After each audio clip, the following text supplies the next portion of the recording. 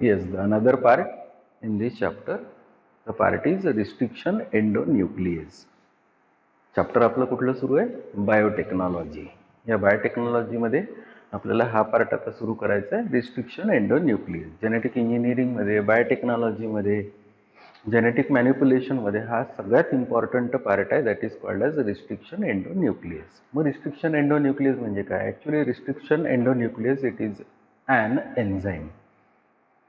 This particular enzyme cut that particular DNA, double stranded DNA at the desired place.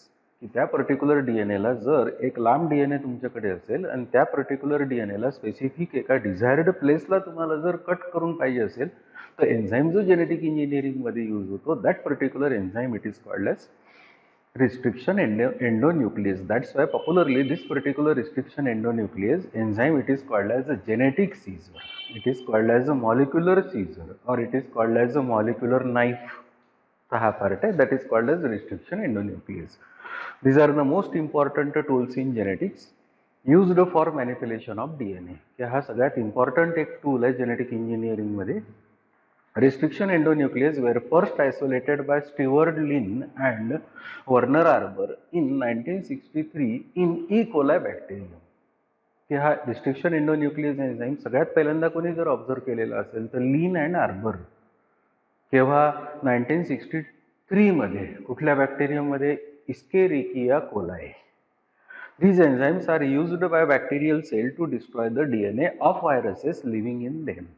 की हे जे enzymes आहे हे सगळ्यात पहिल्यांदा फॉर एक्झाम्पल कोणी ऑब्झर्व केले किंवा डिस्कवर केले? लिन अँड आर्बर. केव्हा? 1963 मध्ये. कुठे? बॅक्टेरियममध्ये. मग आता हा पर्टिक्युलर बॅक्टेरियम त्या पर्टिक्युलर एन्झाईमचं काय करतो? तर if that particular bacterium it is infected by the virus, की एखादा बॅक्टेरियम एखाद्या व्हायरसकडून जर इन्फेक्ट झाला तर त्या पर्टिक्युलर व्हायरसचं जे जेनेटिक मटेरियल आहे ते डिस्ट्रॉय करायला हा एन्झाईम तो बॅक्टेरियम सिक्रेट करतो किंवा प्रोड्यूस करतो. So these enzymes are used by bacterial cell to destroy the DNA of viruses living in them.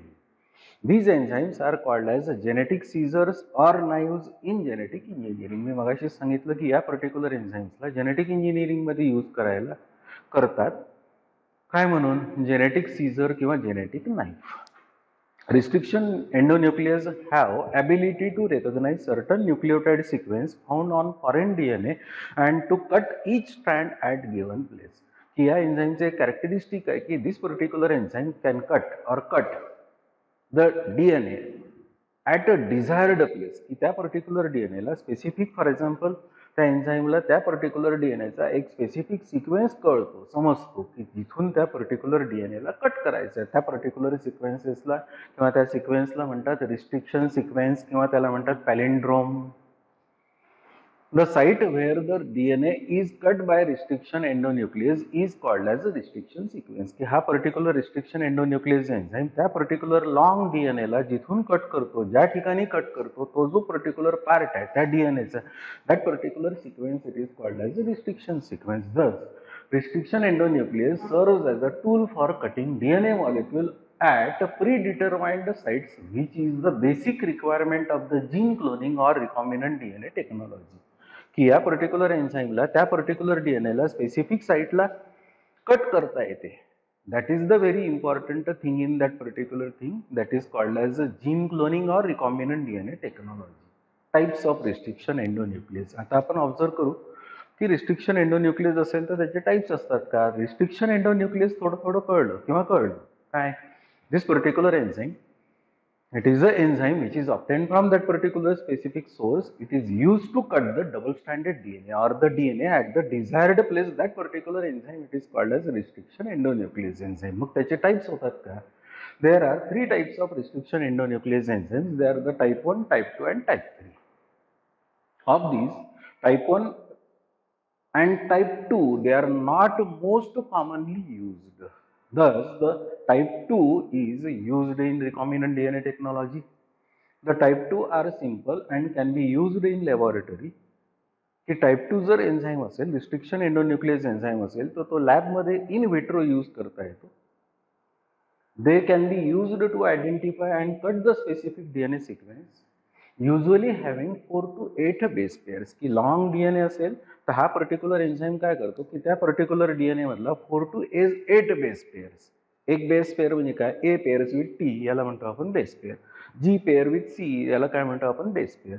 अशा बेस पेअर्स किती, 4 to 8 बेस पेअर्स या पर्टिक्युलर एन्झाईमला टाईप 2 ला म्हणजे रिस्ट्रिक्शन एंडोन्यूक्लियस एन्झाईमला रेकॉग्नाइज करता येते. त्या पर्टिक्युलर सिक्वेन्सेसला की जे सिक्वेन्सेस 4 to 8 बेस पेअर्स आहे असं आपण म्हटलं होतं, त्या पर्टिक्युलर सिक्वेन्सला म्हणतात रिस्ट्रिक्शन सिक्वेन्स. तर असा रिस्ट्रिक्शन सिक्वेन्स या पर्टिक्युलर रिस्ट्रिक्शन एंडोन्यूक्लियस एन्झाईमला आयडेंटिफाय रेकॉग्नाइज करता येतो. तो पर्टिक्युलर एन्झाईम त्याच पर्टिक्युलर रिस्ट्रिक्शन सिक्वेन्सच्या ठिकाणी त्या पर्टिक्युलर डीएनएला कट करतो. They do not need ATP for DNA degradation, की हा लांब डीएनए रिस्ट्रिक्शन सिक्वेन्स माहीत झालेला आहे, तो रिस्ट्रिक्शन सिक्वेन्सच्या ठिकाणी त्या डीएनएला कट या एन्झाईमला करायचं जर असेल तर this particular enzyme do not require any kind of energy, any kind of ATP for its breaking. These restriction endonuclease enzymes are used in gene manipulation, की या पर्टिक्युलर एन्झाईमचा यूज मेन काय आहे तर जीन मॅनिप्युलेशन. जीन मॅनिप्युलेशन म्हणजे काय की एखाद्या long डीएनएला फॉर एक्झाम्पल मला कट करायचं आहे, कट करून त्या पर्टिक्युलर प्लेसला नवीन डीएनए फॉर एक्झाम्पल सेगमेंट जर मला ऍड करायचं असेल तर डीएनए तर मला कट करावं लागेल, कट तर नाही करता येणार ना ऑटोमॅटिकली, म्हणून त्या पर्टिक्युलर डीएनएला जर मला कट करायचं असेल जेनेटिकली नवीन फॉर एक्झाम्पल डीएनए तिथे ऍड करायचं असेल तर that is nothing but it is called as genetic manipulation. So to add a new DNA we have to remove DNA, and for the removal of that particular segment of the DNA from the long DNA we have to cut that particular DNA. For cutting this particular DNA, the enzyme which is used in recombinant DNA technology or genetic engineering, it is called as restriction endonuclease. So most commonly used restriction endonuclease enzyme, it is the type 2 restriction endonuclease enzyme.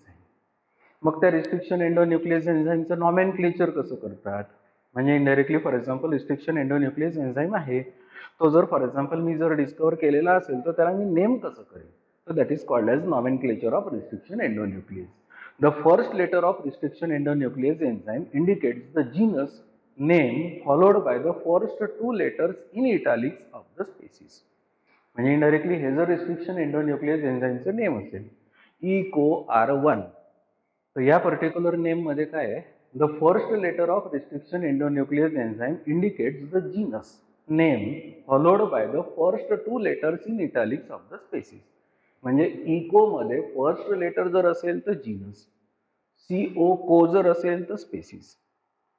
म्हणजे E for escherichia, CO for coli. So Escherichia coli, it is the name of the bacterium where the Escherichia is the genus, coli is the species. म्हणजे Escherichia पूर्ण use करणार नाही, त्याचा E use करणार, म्हणजे जीनसचं पहिलं letter फक्त.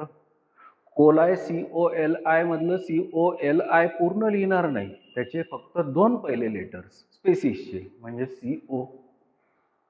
So the first letter of the restriction endonuclease enzyme indicates the genus name followed by the first 2 letters in italics of the species.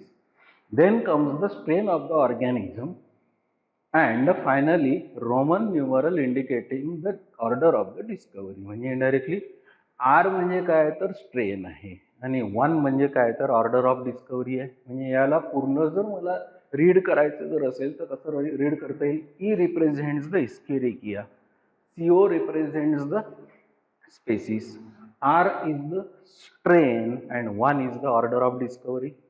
So ECOR1 is from Escherichia E. coli चा CO, strain RY13 पैकी फक्त R use केलेला आहे and first discovered साठी 1. So this is the nomenclature of this particular enzyme which is obtained from that particular E. coli bacterium. The name of this particular restriction endonuclease enzyme, it is ECOR1. Another example, it is the HindIII. आता HindIII हा पण restriction endonuclease enzyme आहे. या particular enzyme मध्ये observe जर केलेलं असेल तर इथे पण तसंच आहे, इज फ्रॉम हिमोफिलस इन्फ्लुएन्झे. हिमोफिलसचा H यूज केलेला आहे, इन्फ्लुएन्झे मधलं IN यूज केलेलं आहे, स्ट्रेन RD आहे तर तिथला D यूज केलेला आहे and third endonuclease to be discovered, की या पर्टिक्युलर बॅक्टेरियम कडून तो पर्टिक्युलर एन्झाईम थर्ड ऑर्डरला डिस्कवर झालेला आहे म्हणून तिथे 3 लिहिलेलं आहे. So this is the name of this particular restriction endonuclease enzyme, that is HIND3 where H represents the hemophilus, IN represents the influenza, D represents the RD, and 3 represents the order of discovery. So this is the nomenclature of this particular restriction endonuclease enzyme.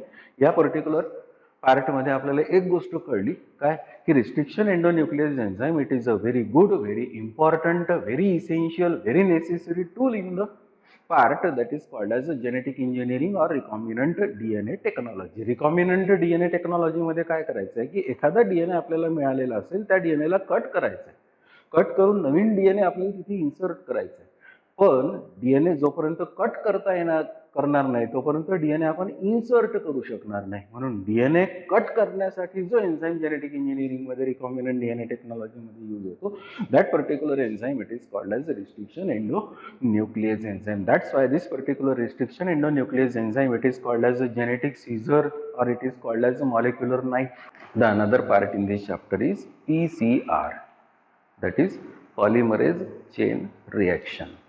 आपल्याला आता काय करायचं आहे की suppose आपल्याला एखादा gene मिळाला म्हणजे डीएनएचा सेगमेंट मिळाला किंवा आरएनएचा सेगमेंट मिळाला आणि तो जर आपल्याला मल्टिप्लाय करून पाहिजे, ॲम्प्लिफाय करून पाहिजे, त्याचा नंबर वाढवून पाहिजे म्हणजे नंबर ऑफ कॉपीजमध्ये आपल्याला जर एखादा डीएनएचा सेगमेंट आरएनएचा सेगमेंट जर तयार करून पाहिजे असेल तर हे एक टेक्निक आहे. That particular technique it is called as PCR, that is called as a polymerase chain reaction. This is also called as a gene amplification or this is also called as gene multiplication, and for this the machine which is used it is called as a thermal cycler. It is called as thermal cycler. चला बघा, polymerase chain reaction, this is also called as a gene amplification. The machine which is used for this particular technique it is called as a thermal cycler. Definition काय आहे पीसीआरची बघा, obtaining multiple copies of known DNA और RNA is called as a PCR. की तुम्हाला non एखादा DNA मिळाला असेल किंवा मग आरएनए मिळाला असेल आणि त्याच्या जर तुम्हाला कॉपीज पाहिजे असेल तर त्या कॉपीज मिळवायचं जे टेक्निक आहे that technique it is called as a PCR. पुन्हा पहा, obtaining multiple copies of known DNA और RNA is called as PCR. It is done in vitro, की हे जे टेक्निक आहे हे इन विट्रो टेक्निक आहे म्हणजे लॅबोरेटरीमध्ये आपल्याला डीएनए मल्टिप्लाय करता येतो. And develop by Kary Mullis in 1983 and got Nobel prize in 1993. की 83 मध्ये हे वर्क झालेलं आहे, कॅरिम मुलिस या सायंटिस्टनी केलेलं आहे, नोबेल प्राइज मिळालेला आहे 1993 ला. आता जर हा पर्टिक्युलर डीएनए आहे हा जर तुम्हाला आता मल्टिप्लाय करून पाहिजे असेल तर त्या पर्टिक्युलर प्रोसिजरसाठी मल्टिप्लिकेशनसाठी रिक्वायरमेंट काय आहे, रिक्वायरमेंट्स ह्या आहे. Number 1, DNA segment to be amplified, की जो पर्टिक्युलर डीएनए तुम्हाला ॲम्प्लिफाय करायचा आहे त्या पर्टिक्युलर डीएनएचा एक सेगमेंट लागेल. That particular segment it may contain 100 to 35 base pair, 35,000 base pairs म्हणजे डीएनएचा एक सेगमेंट लागेल. त्या सेगमेंटमध्ये 100 बेस पेअर पासून 35,000 बेस पेअर्स पर्यंत त्या डीएनएची लेंथ असली पाहिजे. Second, primers forward and reverse, एक असेल फॉरवर्ड आणि दुसरा असेल रिव्हर्स.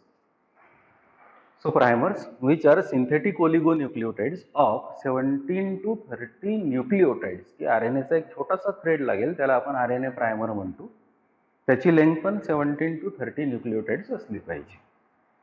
4 types of न्यूक्लिओटाइड्स. आता डीएनए पासून जर डीएनए बनवायचं आहे किंवा आरएनए पासून जर आरएनए बनवायचं जर असेल तर तुम्हाला रॉ मटेरियलमध्ये न्यूक्लिओटाइड्स लागेल. दिस पर्टिक्युलर न्यूक्लिओटाइड्स आर ॲडेनाइन न्यूक्लिओटाइड, थायमिन न्यूक्लिओटाइड, ग्वानिन न्यूक्लिओटाइड आणि सायटोसिन न्यूक्लिओटाइड. यांना म्हणतो आपण डीएनटीपी, डीऑक्सी न्यूक्लिओटाइड, डीऑक्सी न्यूक्लिओटाइड ट्रायफॉस्फेट्स असं म्हणतो आपण याला, डीएनटीपीजला. So these are called as a nucleotides. त्याच्यानंतर a thermostable DNA polymerase that can withstand up to 94 degree celsius temperature. Usually that particular polymerase it is obtained from bacterium that is called as a thermus aquaticus. That's why that particular polymerase it is called as a Taq polymerase. ही एक चौथी requirement आहे की या particular पीसीआरमध्ये एक enzyme लागतो. That particular enzyme it is called as polymerase. पण तो पर्टिक्युलर पॉलिमरेज चेंजिंग टेम्परेचरला स्टेबल असला पाहिजे. म्हणून एक बॅक्टेरियम आहे, the name of the bacterium it is called as a thermus aquaticus. त्या बॅक्टेरियम पासून हा पॉलिमरेज मिळवतात. म्हणून that particular polymerase it is called as a Taq polymerase. Taq पॉलिमरेजचा मिनिंग काय, टी घेतलेला आहे थर्मस पासून, AQ घेतलेला आहे ॲक्वॅटिकस पासून आणि तो एन्झाईम आहे polymerase. That particular enzyme it is called as taq polymerase. आणि एक कॅटलिस्ट लागतो. That particular catalyst it is magnesium ion. So these are the various requirements for this particular technique of amplification of DNA or RNA, that is called as the PCR. The various requirements are DNA segment, primers, nucleotides, enzyme that is called as the polymerase enzyme and magnesium. आता procedure सुरू होईल बघा. Procedure की या particular प्रोसिजरमध्ये DNA जर तुम्हाला मिळाला असेल आणि थर्मल सायक्लर मशीनमध्ये जर तो पर्टिक्युलर DNA ॲड केलेला असेल तर त्या DNAच्या मल्टिपल कॉपीज कशा मिळतात. There are 3 different steps in one cycle. The first step it is called as a heat denaturation. Second step it is called as a annealing. Third step it is called as a polymerization और extension. पहिल्या स्टेपमध्ये काय होते की जो particular DNA तो त्या thermal सायकलरमध्ये जो टाकलेला आहे ॲम्प्लिफिकेशनमध्ये, या DNAला 2 स्ट्रँड्स आहे. 2 स्ट्रँड्स होल्ड करायला मध्ये हायड्रोजन बॉन्ड्स आहे. म्हणजे A आणि T जर असेल तर 2 हायड्रोजन बॉन्ड्स आहे. G आणि C असेल तर 3 हायड्रोजन बॉन्ड्स आहे. हे हायड्रोजन बॉन्ड्स या 2 स्ट्रँड्सला होल्ड करून ठेवणार. पण हे 2 स्ट्रँड जोपर्यंत सेपरेट होत नाही तोपर्यंत तुम्हाला एका DNA पासून, एका डबल स्ट्रँडेड DNA पासून 2 डबल स्ट्रँडेड DNA मिळणार नाही. म्हणून the first step it is called as a heat denaturation. मग जो DNA आपण त्या थर्मल सायक्लरमध्ये ॲड केलेला आहे त्या पर्टिक्युलर DNAला ती मशीन म्हणजे थर्मल सायक्लर मशीन त्या पर्टिक्युलर DNAला automatically 91 degree Celsius temperature provide करेल. And due to that particular 91 degree Celsius temperature all the hydrogen bonds between the nitrogenous bases get broken. So that this particular double standard DNA it is converted into 2 single standard DNA. हा double standard DNA आहे. हे temperature 91 degree Celsius मिळाल्याबरोबर तो particular DNA जो natural फॉर्ममध्ये आहे तो आता denature होईल. म्हणजे हायड्रोजन बॉन्ड्स ब्रेक होईल हीटमुळे. That's why this step it is called as a heat डिनॅचरेशन.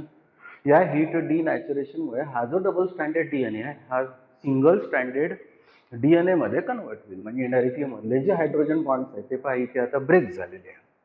The second step it is called as annealing. ॲनिलिंगमध्ये आता काय होईल की हे जे 2 स्ट्रँड्स आहे, जे सेपरेटेड 2 DNAचे स्ट्रँड्स आहे ज्यांना आपण SS DNA म्हणतो, या SS DNAला आता प्रायमर्स अटॅच होईल. मग अशी आपण रिक्वायरमेंट्समध्ये सांगितलेलं आहे की प्रायमर्स लागणार. मग आता हा प्रायमर 1 आहे, P1 म्हटलेला आहे. हा प्रायमर 2 आहे, P2 म्हटलेला आहे. नेहमी प्रायमर कुठल्या एंडला अटॅच होईल? SS DNAच्या 3' एंडला. म्हणून एक प्रायमर इथे अटॅच होत असेल तर दुसरा प्रायमर इथे अटॅच होईल. हा एंड आहे 3' एंड टेम्पलेटचा म्हणजे SS DNAचा. हा पण एंड आहे 3' एंड म्हणजे टेम्पलेटचा म्हणजे SS DNAचा. म्हणजे या पर्टिक्युलर स्टेपमध्ये सेकंड स्टेपमध्ये काय झालं की हे दोन्ही प्रायमर्स अटॅच झाले. आणि attachment of this particular primers to the SS DNA it is called as annealing. Annealing म्हणजे जॉईनिंग. या पर्टिक्युलर ॲनिलिंगला टेम्परेचर ती पर्टिक्युलर मशीन म्हणजे थर्मल सायक्लर हे प्रोव्हाइड करेल. That is 55 degree Celsius. Third step राहील that is called as extension. That is again called as a polymerization. आता या स्टेपमध्ये काय होईल की ती थर्मल सायक्लर मशीन ऑटोमॅटिकली त्या पर्टिक्युलर मटेरियलचं टेम्परेचर इन्क्रीज करेल up to 72 degree Celsius. And at that particular specific temperature this particular RNA primer attract appropriate nucleotides from the medium. म्हणजे आपण या रिक्वायरमेंटमध्ये जे न्यूक्लिओटाइड्स दिलेले आहे ते न्यूक्लिओटाइड्स आता हा RNA प्रायमर एक एक अट्रॅक्ट करेल. हा RNA प्रायमर मूव्ह होईल त्या टेम्पलेटच्या 3' एंड करून 5' एंडकडे. पहा हा RNA प्रायमर मूव्ह होत आहे. पण त्या RNA प्रायमरच्या मागून अट्रॅक्ट कोण होईल? न्यूक्लिओटाइड्स अट्रॅक्ट होईल. टॅक पॉलिमरेज एन्झाईम मध्ये हायड्रोजन बॉन्ड्स तयार करेल. म्हणजे या ओल्ड स्ट्रँडवर एक न्यू स्ट्रँड तयार होईल. या पण एका ओल्ड स्ट्रँडवर एक न्यू स्ट्रँड तयार होईल. पण न्यू स्ट्रँड तयार करायसाठी RNA प्रायमर किंवा प्रायमर न्यूक्लिओटाइड्स अट्रॅक्ट करेल. Polymerase enzyme hydrogen bonds form करेल. फायनली हा जो DNA आहे हा डबल स्टँडर्ड असेल. हा पण DNA आहे, हा पण डबल स्टँडर्ड असेल. म्हणजे एक डबल स्टँडर्ड DNA हा 2 डबल स्टँडर्ड DNA मध्ये कन्व्हर्ट झाला. म्हणजे एका डबल स्टँडर्ड DNAने 2 डबल स्टँडर्ड DNA तयार केले. या प्रोसेसला जवळजवळ 3 to 5 मिनिट्स लागतात एका सायकलसाठी. अशा अराउंड 20 to 30 सायकल्स एका ऑपरेशनमध्ये, एका मशीनमध्ये, एका प्रोसेसमध्ये तयार होईल. पण 30 पेक्षा जास्त जर फॉर एक्झाम्पल जर मटेरियल अवेलेबल असेल आणि आपण जर रिक्वायर्ड म्हटलं तर इनडायरेक्टली ती तेवढी ॲक्युरेसी राहणार नाही. So this is the step process of this particular PCR that is called as polymerase chain reaction. So process it includes 3 steps. The first it is called as heat denaturation, second step it is called as annealing, third step it is called as extinction. In the first step the temperature is 91 degrees Celsius. In the second step the temperature is 55 degrees Celsius. In the third step the temperature is 72 degrees Celsius. In the first step the double stranded DNA it is converted into single stranded DNA. In the second step, which is called as annealing, the primers they get attached to the single stranded DNA. In the third step, that is called as extension, the primers attract the appropriate nucleotides as well. The polymerase enzyme and magnesium ions form the hydrogen bonds between the nitrogenous bases. So in this way, this particular double stranded DNA it is converted into two double stranded DNA. The whole process it takes around 3 to 5 minutes. So this is the process. The first step it is called as a heat denaturation. It involves heating of the DNA at about 91 degrees Celsius. This breaks the hydrogen bonds between the nitrogenous bases to make the ssDNA. या पहिल्या step मध्ये त्या टेम्परेचरला इथले सगळे hydrogen bonds break होईल. The second step it is called as annealing. It is a pairing of primers to the ssDNA. This step require temperature about 55 degrees Celsius. या second स्टेपला हा जो प्रायमर आहे हा अटॅच होईल त्या ssDNA ला. टेम्परेचर लागेल 55 degree Celsius. The third step it is called as extension and polymerization. In this the Taq polymerase adds nucleotides behind the primer on ssDNA. This step requires 72 degree celsius temperature की या third स्टेपमध्ये इथे जे tack polymerase add केलेला आहे त्या रिक्वायरमेंट्समध्ये तो आणि हा प्रायमर अट्रॅक्ट ॲप्रोप्रिएट न्यूक्लियोटाइड्स करेल. टेम्परेचर राहील 72 degree Celsius. The above 3 steps constitute one cycle of the reaction and take about 3 to 5 minutes. या 3 स्टेपला व्हायला जवळजवळ 3 to 5 मिनिट्स लागेल एका सायकलला. About 25 to 30 cycles can be done in this process. की एका PCR मशीन मध्ये एक DNA चा सेगमेंट टाकल्यानंतर 25 to 30 सायकल्स होऊ शकतात. Uses of PCR बघा. Number 1, it is used in medical and research labs. की ही जी प्रोसेस आहे ही कुठे यूज होते तर मेडिकल आणि रिसर्च लॅब्समध्ये.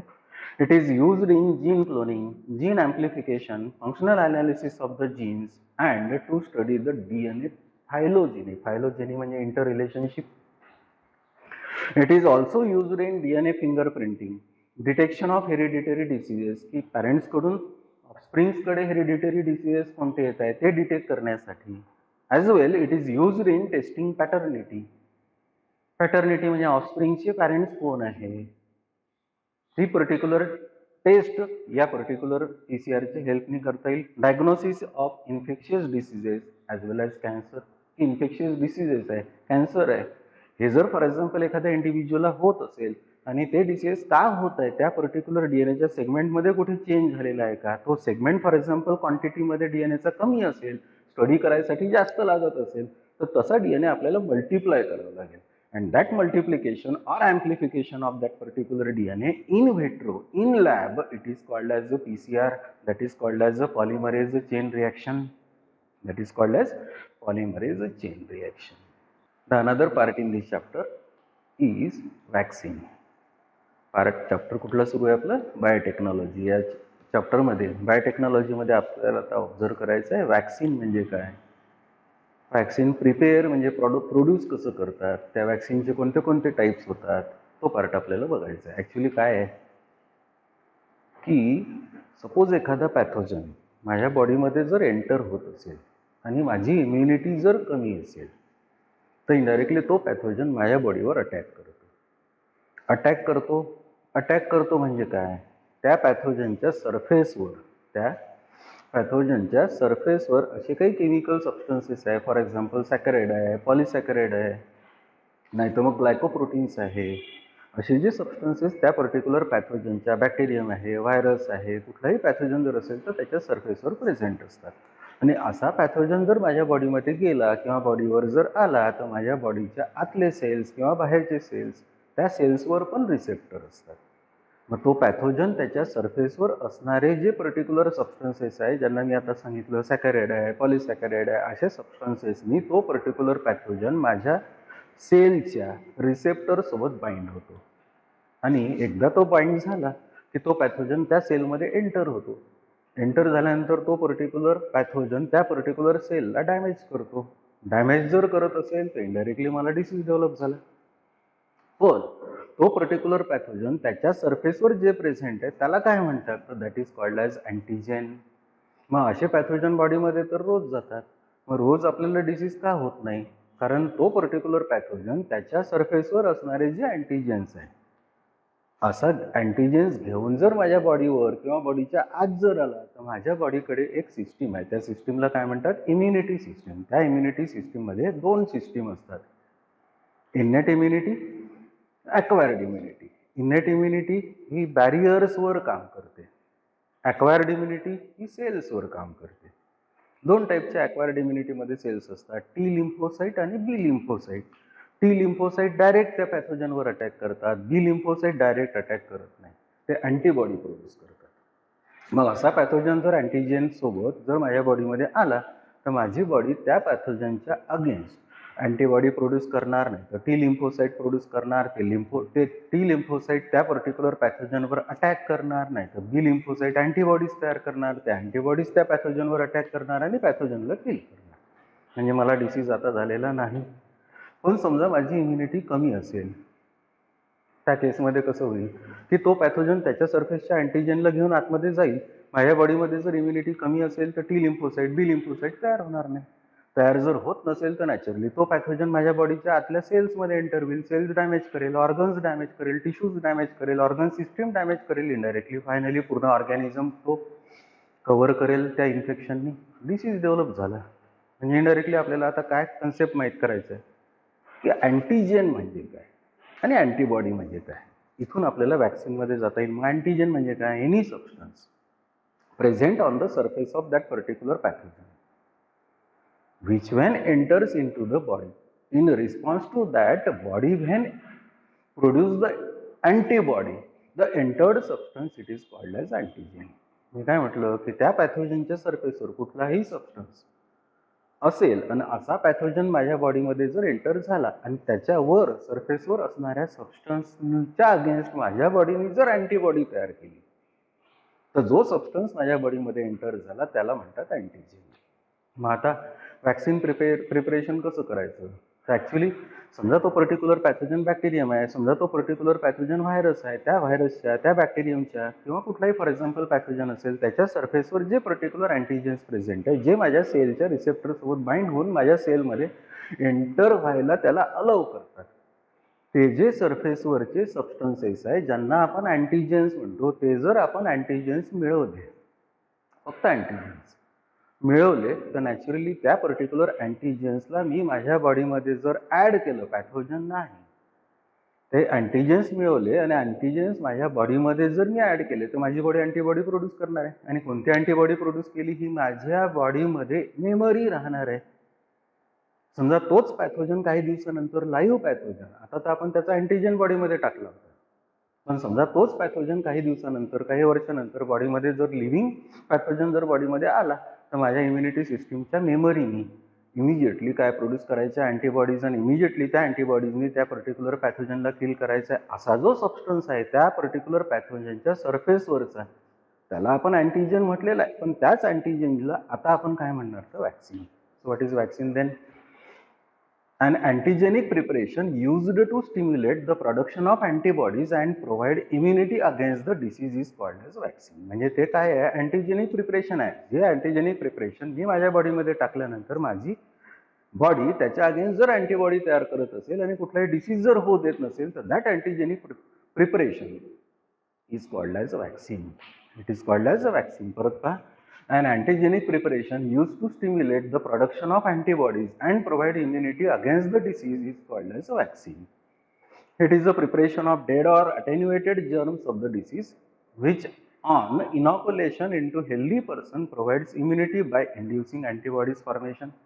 की समजा फॉर एक्झाम्पल तो पर्टिक्युलर पॅथोजन आहे, त्याचे फॉर एक्झाम्पल अँटीजेन्स आहे ते जर कलेक्ट केले किंवा तो पर्टिक्युलर पॅथोजन आपण किल केला म्हणजे डेड आहे, किंवा तो पर्टिक्युलर पॅथोजन आपण अटेन्युएट केला म्हणजे बेहोश केला, म्हणजे अटेन्युएटेड पॅथोजन नाही तर डेड पॅथोजन किंवा मग त्याचा अँटीजन असं जर माझ्या बॉडीमध्ये टाकल्यानंतर माझी बॉडी त्याच्या अगेन्स्ट फॉर एक्झाम्पल जर अँटीबॉडीज तयार करत असेल आणि तयार करून त्याची मेमरी ठेवत असेल, तर that particular substance which is added to the body, introduced to the body, it is called as a vaccine. So it is a preparation of dead or attenuated germs of the disease which on inoculation into healthy person provides immunity by inducing antibodies formation. Thus antibody provoking agents are called as a vaccine. म्हणजे काय की असा substance की जो particular substance बॉडीमध्ये टाकल्यानंतर आपली immune system active करणारा, अँटीबॉडी प्रोड्यूस करू शकणारा तसा सबस्टन्स असेल तर that particular substance nothing but it is called as a vaccine.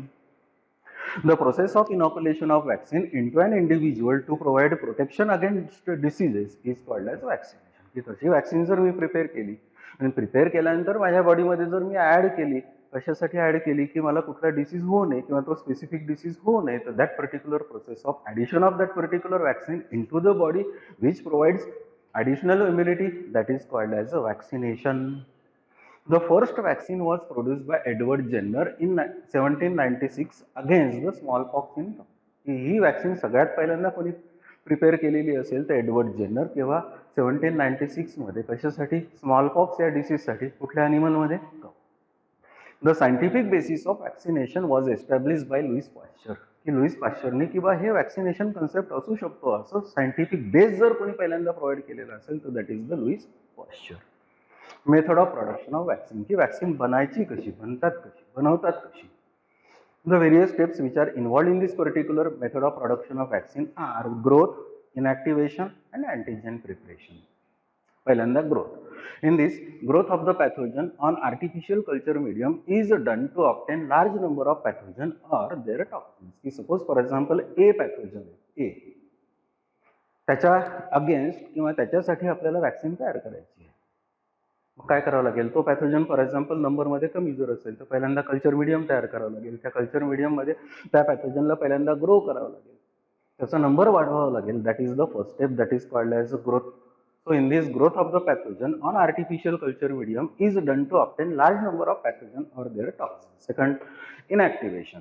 आता तो पॅथोजन आहे, कल्चर मीडियमवर ग्रो केलेला आहे, तो पॅथोजन आहे, शेवटी तो जर डायरेक्ट माझ्या बॉडीमध्ये टाकला आता डिसीज डेव्हलप करेल नाही, त्याला आपल्याला आता इनॅक्टिव्ह करावं लागेल. इनॅक्टिव्हेशन.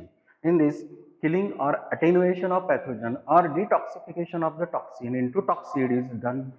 ही सेकंड स्टेपमध्ये काय करायचं, जो पॅथोजन आपण आता नंबर ऑफ कॉपीजमध्ये, नंबर ऑफ नंबर्समध्ये मिळवलेला आहे, त्या पर्टिक्युलर पॅथोजनला एक तर आपल्याला किल करावं लागेल, नाही तर मग त्याला अटेन्युएट करावं लागेल, किंवा त्याने सिक्रेट केलेल्या टॉक्सिनला टॉक्सिडमध्ये कन्वर्ट करावं लागेल. So in this, killing or attenuation of pathogen or detoxification of toxin into toxid is done. Next, antigen preparation. म्हणजे फर्स्ट स्टेप मध्ये काय केलं की जो पर्टिक्युलर पॅथोजन कमी क्वांटिटीमध्ये होता त्याची क्वांटिटी आपण इन्क्रीज केली, ग्रोथ. सेकंड मध्ये काय केलं की जो पर्टिक्युलर पॅथोजन ज्याची नंबर आपण इन्क्रीज केला तो लिव्हिंग आहे, तो जर बॉडीमध्ये गेला तर डिसीज डेव्हलप करेल, म्हणून त्या पर्टिक्युलर पॅथोजनला किल करायचं, नाही तर त्या पर्टिक्युलर पॅथोजनला अटेन्युएट करायचं, नाही तर त्या पर्टिक्युलर पॅथोजनचं टॉक्सिडमध्ये कन्वर्ट करायचं. आता वॅक्सिन प्रिपेअर होईल. अँटीजेन प्रिपरेशन म्हणजे vaccine preparation. In this the attenuated or killed pathogen is diluted and mix with adjuvant. की जो तुम्हाला आता अँटीजेन किंवा पॅथोजन तुम्हाला मिळालेला आहे, जो पर्टिक्युलर पॅथोजन किल्ड आहे, नाही तर अटेन्युएटेड आहे, नाही तर टॉक्सिन आहे, त्याला काय केलेलं आहे, डायल्युएंटमध्ये ऍड केलेलं आहे. अजून ऍड काय केलेलं आहे, ॲडज्युएंट मध्ये ऍड केलेलं आहे. So the antigen plus diluent plus adjuvant together, this mixture नाव it is called as vaccine. Whether it is called as vaccine. So in this, the attenuated or killed pathogen is diluted and mixed with adjuvant. मग adjuvant म्हणजे काय, a substance which improve the immune response to the toxin. की असा substance की जो particular substance त्या particular बॉडीची immune response वाढवेल. म्हणजे इनडायरेक्टली तो पर्टिक्युलर सबस्टन्स जर ऍड केलेला असेल इनडायरेक्टली तो प्रिझर्वेटिव्ह सारखा काम करेल. So the killed pathogen or attenuated pathogen or it's toxin plus a diluent plus adjuvant, together it is called as a vaccine. The entire mixture is then filled and packed. हे जे आता mixture तयार झालेलं आहे हे आता fill करावं लागेल बॉटलमध्ये, व्हायलमध्ये, त्याच्यानंतर ते पॅक करावं लागेल आणि मार्केटला द्यावं लागेल. That is nothing but it is called as a vaccine. So simply the killed pathogen or attenuated pathogen or its toxin which is converted into toxid, which is mixed with a diluent as well as it is mixed with adjuvant, that particular mixture of that particular antigen, diluent and adjuvant together it is called as a vaccine. Together it is called as vaccine. मग vaccine work कशी करेल बॉडीमध्ये, तर तो part आहे that is called as working of the vaccine. बघा, the vaccine when introduce in the healthy body, the immune system recognizes it as a non self and produce antibodies against it. की जर vaccine for example माझ्या बॉडीमध्ये जर add केलेली असेल तर माझी इम्युन सिस्टीम आता ॲक्टिव्ह होईल.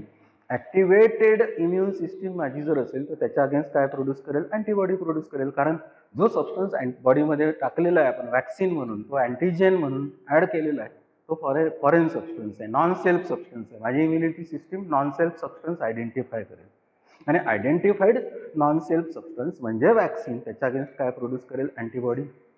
When vaccinated person is attacked by same pathogen, the existing memory T and B cells recognize the antigen quickly and attack the pathogen with massive production of lymphocytes and antibodies. म्हणजे की जो particular pathogen आपल्या बॉडीमध्ये attenuated किंवा killed किंवा मग त्याचं टॉक्सिड वॅक्सिनच्या फॉर्ममध्ये गेलेला आहे, तो पर्टिक्युलर सबस्टन्स माझ्या बॉडीमध्ये गेल्याबरोबर माझे इम्युनिटीचे जे सेल्स आहे, टी सेल्स आहे, बी सेल्स आहे, टी लिम्फोसाइट्स आहे, बी लिम्फोसाइट्स आहे, यांच्याकडे मेमरी आहे. तर या मेमरीनी ते काय प्रोड्यूस करतील, लिम्फोसाइट प्रोड्यूस करतील, अँटीबॉडीज प्रोड्यूस करतील. And this particular lymphocytes and antibodies they attack on that particular pathogen so that the body is prevented from the disease. So this is the working of the vaccine. Types of vaccine, there are 3 main types of vaccines. Actually 4 पण करतात, live vaccine, killed vaccine, toxoid and combination. म्हणजे एकापेक्षा जास्त, या 3 पैकी एकापेक्षा जास्त जर यूज केलेले असेल तर त्याला कॉम्बिनेशन म्हणतात. नाही तर mainly this particular vaccines they are of 3 different. The one it is called as a live vaccine, the another it is called as a killed vaccine, the another it is called as a टॉक्सिड.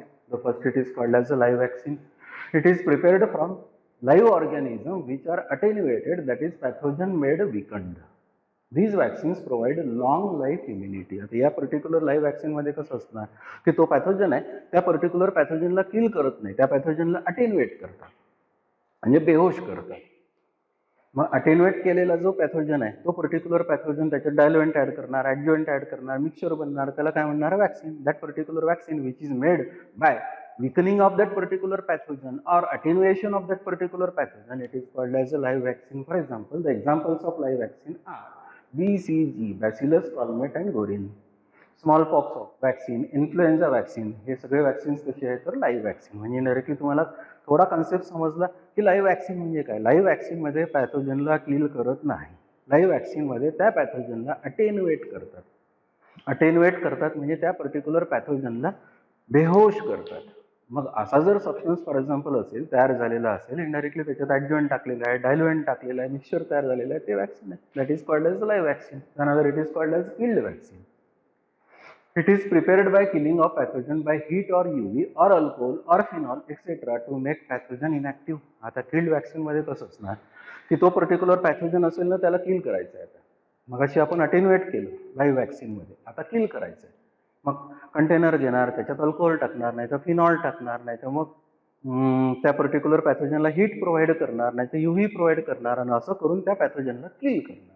किल करून मग ॲडज्युएंट टाकणार, डायल्युएंट टाकणार, mixture बनणार. That is called as a vaccine. That vaccine it is called as a killed vaccine. The examples of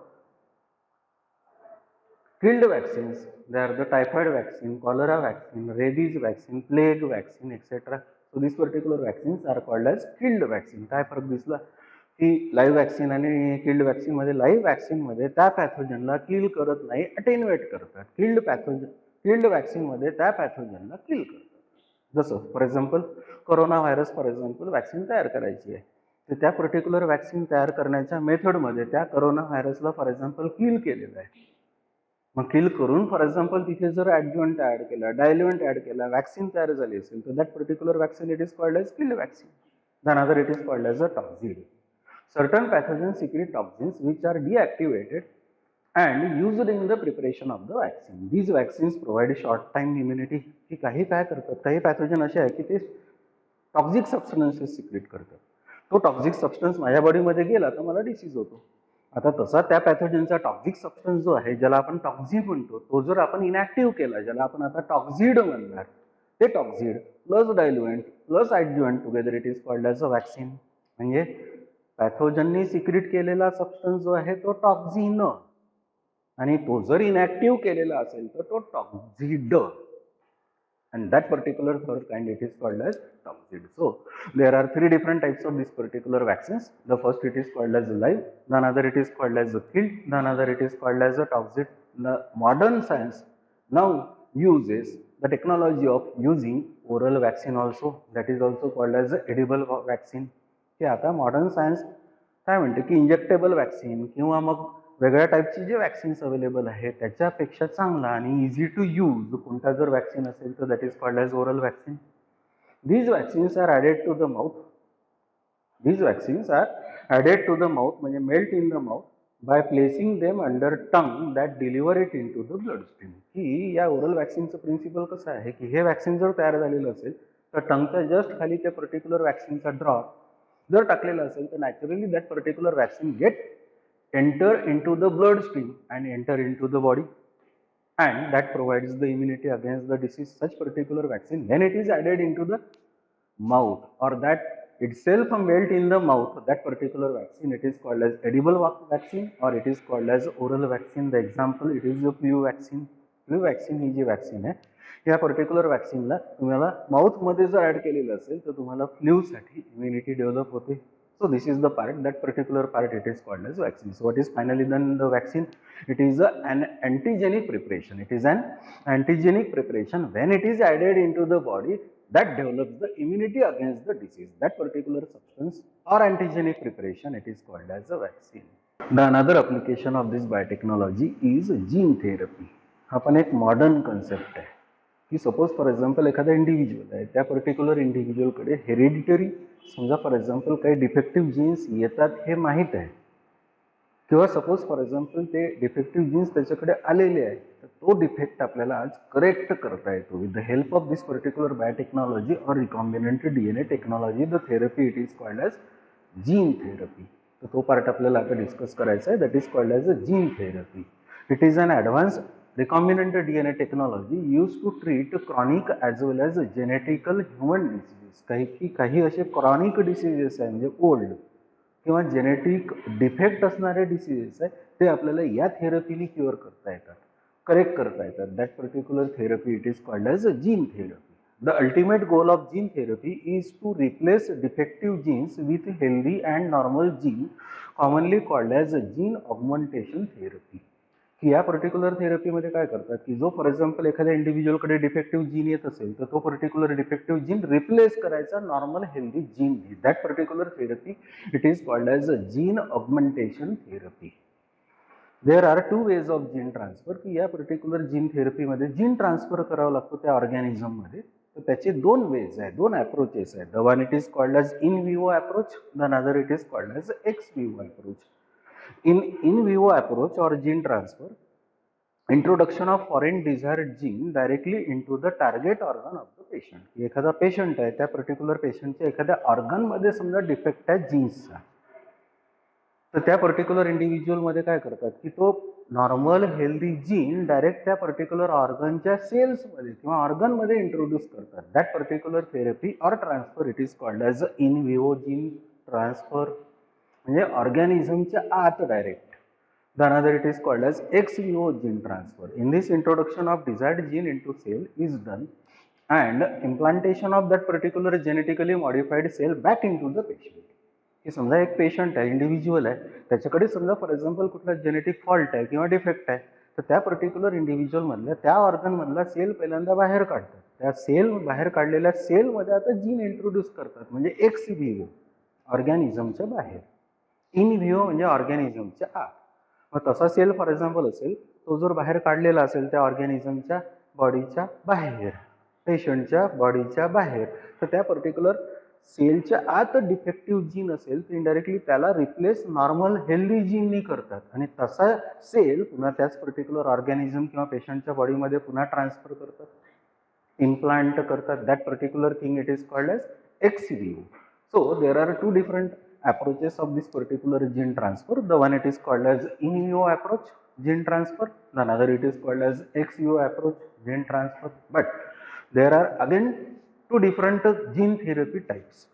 The one it is called as a somatic cell therapy. The another it is called as a germ-line cell therapy. Or somatic cell therapy म्हणजे काय?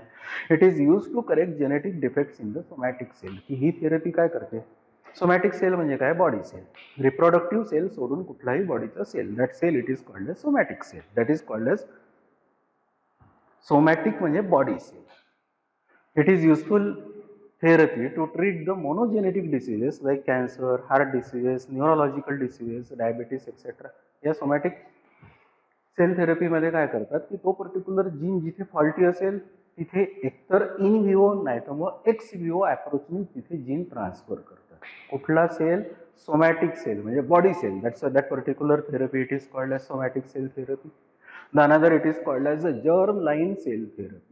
In this type, the functional genes are introduced into the germ cells for correction of genetic defects in the offspring. म्हणजे या particular germ line sale थेरपीमध्ये काय करतात की जो particular gene faulty आहे तो फॉल्टी जीन डिटेक्ट करतात रिप्रोडक्टिव्ह सेलमध्ये म्हणजे गमेटिक सेलमध्ये, जर्म सेलमध्ये, आणि तो सेल रिप्लेस करतात नॉर्मल, तो जीन त्या सेलमधला रिप्लेस करतात नॉर्मल हेल्दी जीननी. म्हणजे इनडायरेक्टली दोनमध्ये डिफरन्स काय की बॉडी सेलमध्ये जर जीन नॉर्मल इंट्रोड्यूस करायचं असेल तर that is called as somatic cell therapy. Germ सेलमध्ये म्हणजे रिप्रोडक्टिव्ह सेलमध्ये तो पर्टिक्युलर डिफेक्टिव्ह जीन रिप्लेस करायचं असेल नॉर्मल जीननी तर that is called as a germ line cell therapy. आता या पर्टिक्युलर जीन थेरपीचे वेगवेगळे अप्लिकेशन्स आहेत की कुठले कुठले जीन्स फॉर एक्झाम्पल आजपर्यंत आपण डिटेक्ट केले आणि ते रिप्लेस पण करतो. बघा, importance of gene therapy. Gene therapy is useful method to treat that diseases which are either by birth or incurable. की या जीन थेरपीमध्ये असे डिसीजेस क्युअर करतात की जे बाय बर्थ त्या इंडिव्हिज्युअलकडे आलेले आहे किंवा ते पर्टिक्युलर डिसीजेस असेल तर इन्क्युरेबल आहे. Some examples of genes which can be used in gene therapy are. हे सगळे समोर एक्झाम्पल्स आहे. हे सगळे समोर जीन्सचे नेम्स आहे की ज्या पर्टिक्युलर जीन्सला आपल्याला आज त्या ऑर्गॅनिझममध्ये त्या पेशंटमध्ये ॲड करता येतात. The first it is called as a tissue plasminogen activator gene. Tissue plasminogen activator gene use to prevent or reverse the blood clots. म्हणजे एखादा इंडिव्हिज्युअल आहे त्या पर्टिक्युलर इंडिव्हिज्युअलमध्ये फॉर एक्झाम्पल ब्लड क्लॉट ची मेकॅनिझम फॉर एक्झाम्पल डिले होत असेल किंवा होत नसेल म्हणजे इनडायरेक्टली त्याला कदाचित हिमोफिलिया नावाचा डिसीज असेल पण त्या डिसीजनी तो मरणार नाही. आज आपण त्या इंडिव्हिज्युअलला त्या पेशंटला हा gene tissue plasminogen activator gene जर त्याचा रिप्लेस केला, या जीनला हा नॉर्मल जीन जर रिप्लेस केलं तर इनडायरेक्टली त्या इंडिव्हिज्युअलकडे क्लॉटिंग मेकॅनिझम नॉर्मल राहील. The second it is called as human growth hormone producer gene to treat pituitary dwarfism. की एखाद्याची हाईटच फॉर एक्झाम्पल कमी असते त्याला पिट्युटरी डॉर्फिझम म्हणतो. पिट्युटरी ग्लँड आहे ती पिट्युटरी ग्लँड एक हार्मोन तयार करते, त्या हार्मोनला ग्रोथ हार्मोन म्हणतात किंवा सोमॅटोट्रॉपिक हार्मोन म्हणतात. हा हार्मोन त्या पर्टिक्युलर इंडिव्हिज्युअलकडे कमी प्रोड्यूस झाला तर त्याची हाईट कमी असते, त्याला पिट्युटरी डॉर्फिझम म्हणतात. पण हा पिट्युटरी डॉर्फिझम डिसऑर्डर त्याच्याकडे का? कारण त्याच्याकडे जीनच फॉल्टी आहे. म्हणजे तो ग्रोथ हार्मोन त्याच्याकडे नॉर्मल तयार होत नाही. पण तो ग्रोथ हार्मोन तयार करणारा जो जीन आहे ज्याला म्हणतो आपण ह्युमन ग्रोथ हार्मोन जीन, तो जर मी रिप्लेस केला indirectly that particular individual it or he or she grow normal. The another gene is third, that is the tissue growth factor. That is tissue growth factor promotes the new blood vessels and epidermal growth useful in wound healing. की काही लोक असे असतात की ज्या particular individuals मध्ये for example एखादी injury होते पण ती कित्येक दिवस दुरुस्त होत नाही, कित्येक दिवस दुरुस्त होत नाही. त्याचं रिझन काय तर त्यांच्याकडे तो डिफेक्टिव्ह किंवा फॉल्टी जीन आहे. That particular gene it is called as a tissue growth factor. आता हा जर जीन डिफेक्टिव्ह असेल ना इनडायरेक्टली त्या इंडिव्हिज्युअलकडे हा टिश्यू ग्रोथ फॅक्टर जर नॉर्मल जीन आपण इंट्रोड्यूस केला, ॲड केला, indirectly that particular individual may heal that wound normally. म्हणजे त्या इंडिव्हिज्युअलकडे फॉर एक्झाम्पल एखादी वुंड नॉर्मली हील म्हणजे दुरुस्त होत नसेल, हा जीन मी जर इंट्रोड्यूस केलेला असेल तर indirectly that particular individual may heal that particular wound normally or within time. The another gene is it is human insulin to treat insulin dependent diabetes. Diabetes म्हणजे काय तर ॲक्च्युली माझ्याकडे एक हिटेरोक्राइन ग्लँड आहे, that is called as a pancreas. पॅन्क्रियाजला heterocrine का म्हणायचं? कारण पॅन्क्रियाजच्या आतमध्ये पुन्हा अजून एक ग्लँड आहे, that is called as islets of लँगरहॅन्स.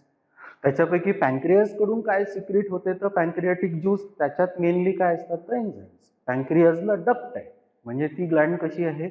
एक्झोक्राइन Gland आहे. पॅन्क्रियाच्या आतमध्ये जी दुसरी ग्लँड आहे तिला आयलेट्स ऑफ लँगरहॅन्स म्हणतो, तिला डक्ट नाही आहे, म्हणजे ती ग्लँड कशी आहे? एंडोक्राइन. पॅन्क्रियास स्वतः कशी आहे? एक्झोक्राइन. आतमधली आयलेट्स ऑफ लँगरहॅन्स ती कशी आहे? एंडोक्राइन. एक्झोक्राइन आणि एंडोक्राइन एकाच पॅन्क्रियाज मध्ये प्रेझेंट आहे, that's why pancreas it is called as heterocrine gland. मग काय तर त्या पॅन्क्रियासच्या आतमधली जी आयलेट्स ऑफ लँगरहॅन्स आहे त्या लँगरहॅन्समध्ये, आयलेट्स ऑफ लँगरहॅन्समध्ये 4 सेल्स असतात. Alpha cell, beta cell, delta cell आणि पीपी सेल, म्हणजे पॅन्क्रियाटिक पॉलिपेप्टाइड सेल. याच्यापैकी बीटा सेल जर असेल तर एक हार्मोन तयार करतो, that hormone it is called as insulin. That is called as insulin. हा इन्सुलिन त्या बीटा सेल्सकडून जर कमी प्रोड्यूस झाला, म्हणजे बीटा सेल्समधले जीन्स जर डिफेक्टिव्ह असले तर इन्सुलिन कमी प्रोड्यूस होईल. त्याच्यामुळे त्या पेशंटच्या ब्लडमधली शुगरची लेवल जास्त असेल. That disease now it is called as a diabetes mellitus.